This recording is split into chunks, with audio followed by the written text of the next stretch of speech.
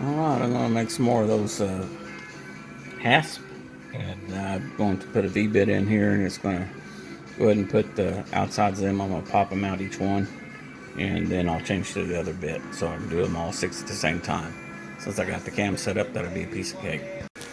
Alright, this is the spindle on my CNC router. It's a Bosch spindle, and it's a router. Anyway, that's a little tough getting it to start, so I'm going to bevel the interceptors on that just a little bit so it'll guide them in. So I'm going to put it on this thing here and just grind that off a little bit and see what we get. Alright, I'll just trim that in just a little bit.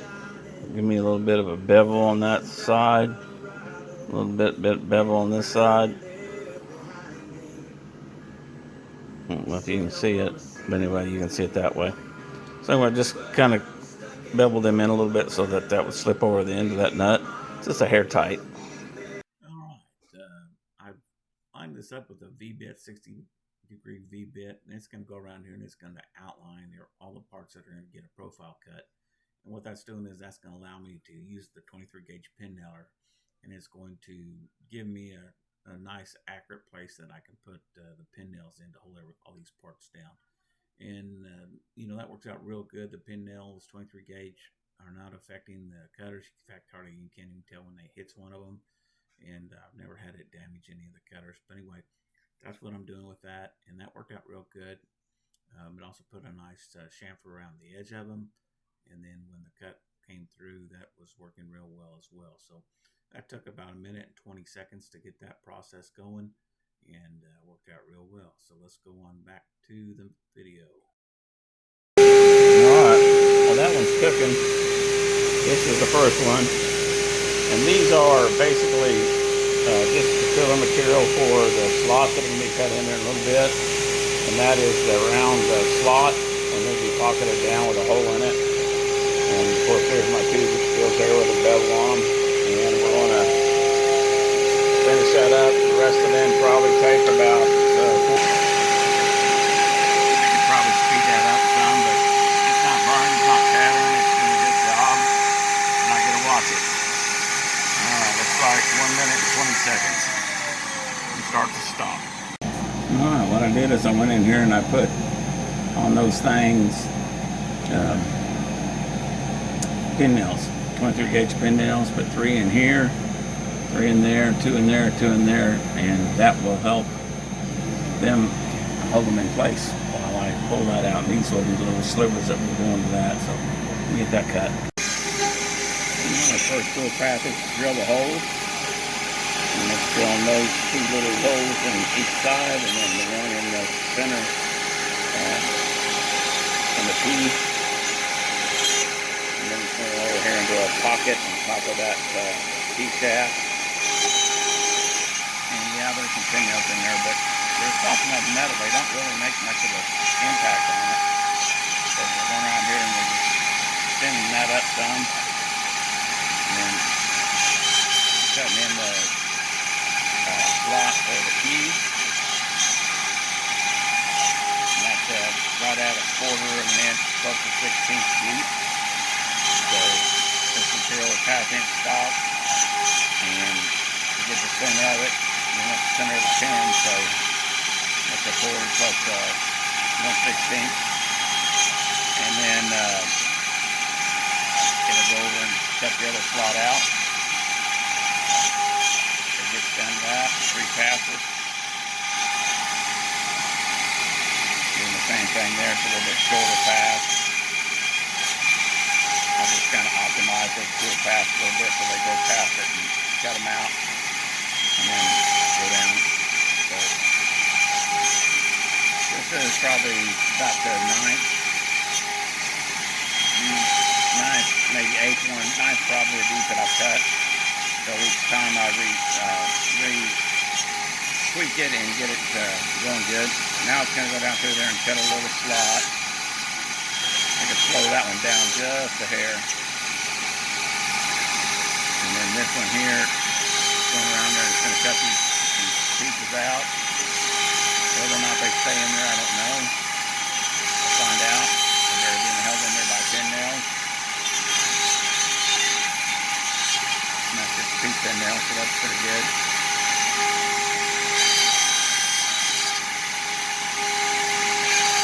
Second one, just give myself an extra one. Take one, I'm both flying. And then it's going to go out here and cut out that profile on the key.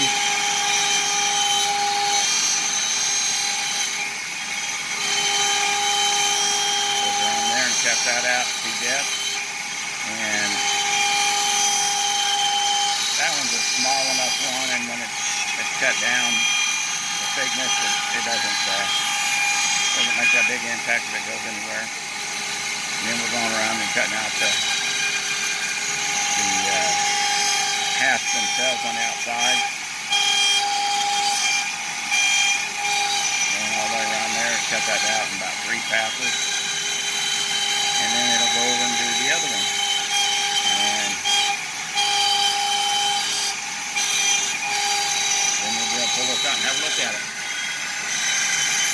Alright, we're going down to the last pass, going around. So far everything's stay put.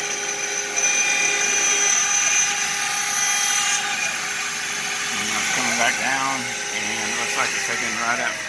It's a second under 5 minutes to do that, so 6 minutes and 20 seconds to cut one of those.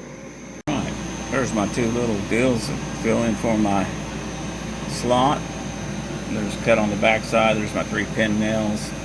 I'll basically try and pull them out. The harder woods, they kind of hold on to them sometimes, so I just cut them off and then sand them. There's my pin slot, and it just needs a light sanding. And then here is my, that little guy. So while I'm over there sanding and looking these over, I'll load another one up and have it cut. Okay, just cut the points off of those. I'll lightly sand them. And just cut the pin nails that are off there, just lightly sand them a bit. And yeah, we'll be good to go. This guy right here. So let's get it done. Alright, there's the cedar. It's very pretty. The only thing is you want to wrap that with wax. You want to give that a total wipe with paste wax. Because if you don't, speaking from experience, it's going to dry up in there and it won't turn. It won't come out of there. And while you got that glue drying, you need to make sure that it's going to open up and seal a couple times in there. And then, then once you get it set up, and you'll sand that all off there, and it'll be pretty as can be. That's a cedar one. You can do it with cedar, you can do it with anything. And of course, I opened it up like that. So, even if you drop it,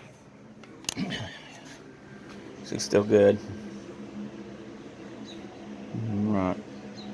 So that'll be trimmed off and then sanded down. And again, you want to keep that wax from, it's got wax on there, so that's going to keep that from drying up on you. You got to keep working it until it gets its drying done.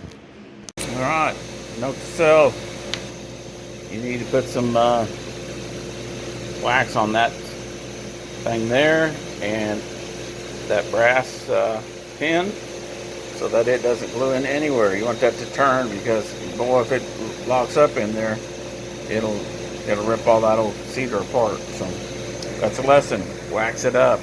Anything that moves, wax it up. Everything that comes in contact with it. All right, these are my first 4 here, and then these are the 3 that I modified with the edges.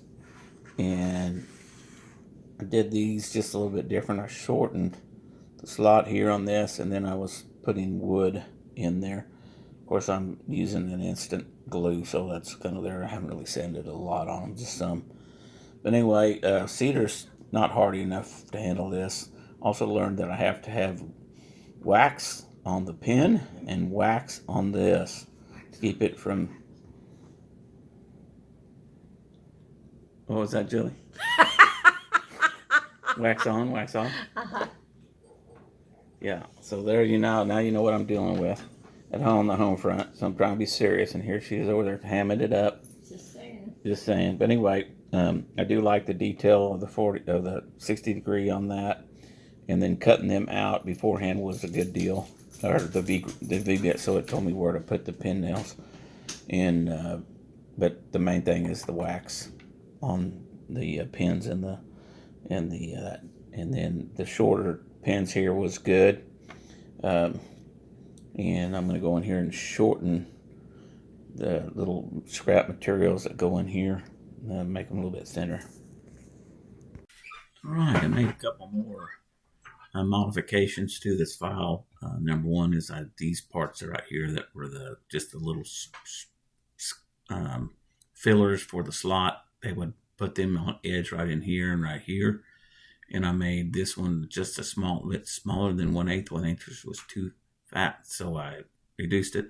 And this one is just a little bit underneath that. I think it's 0.2, and this is 1.1, maybe 1.5. I'm not sure what that is. I don't remember.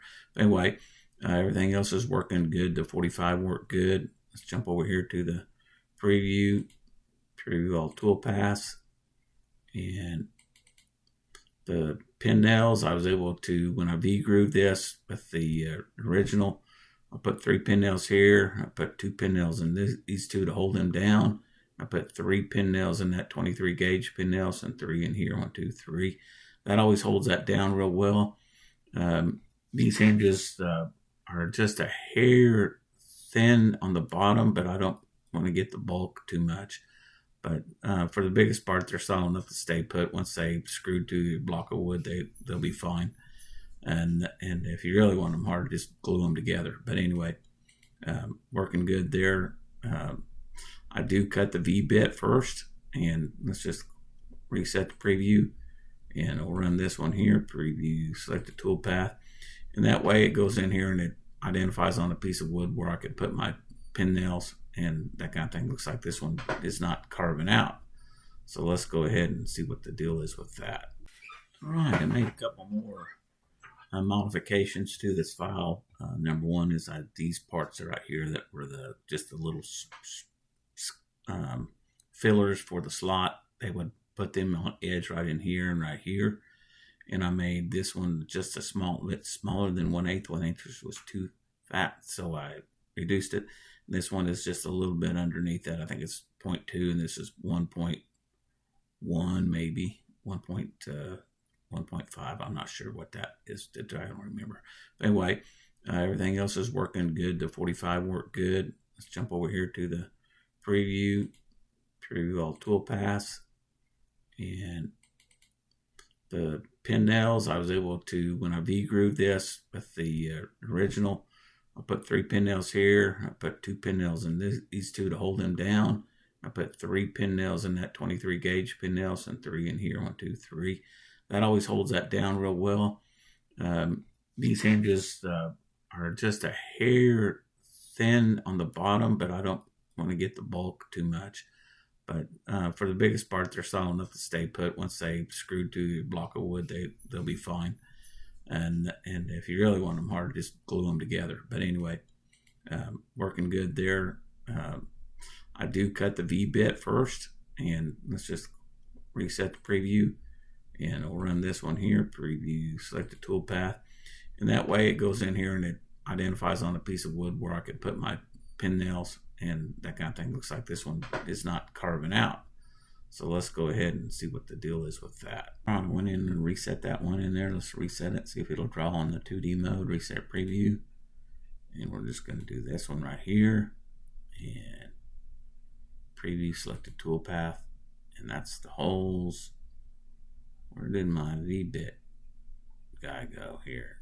Ooh, that's kind of, and that's kind of odd. What happened there? Huh.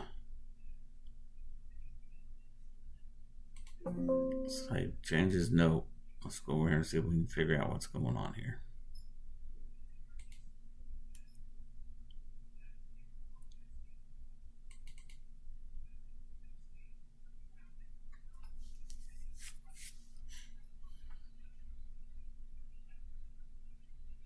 Right. Okay, so we got our text back in there. Not sure about the sizes of these two things here. Let's see if our toolpath's still in there. Yes, the vbit's in there. So, all right, let's go and turn all them off. Just show that one over here and preview that toolpath, and it needs to be recalculated. It looks like. Okay, so we'll go over here and try this again here. vbit. Get this one right here.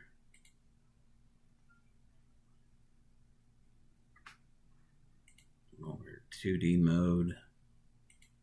Toolpaths. Let's pin that over in the corner. Let's grab this one here and see if that'll move along with that one. Okay. Profile toolpath. So it's just a little bit small. So we'll go back over here to the size and make this 1.15. Apply. Click close. Recalculate. Go there and check it out now. Okay. We'll go over here to, ooh, do you see what that did? That went in here and it deleted that file toolpath, and I didn't delete the file toolpath. So there's some kind of a bug in the program there.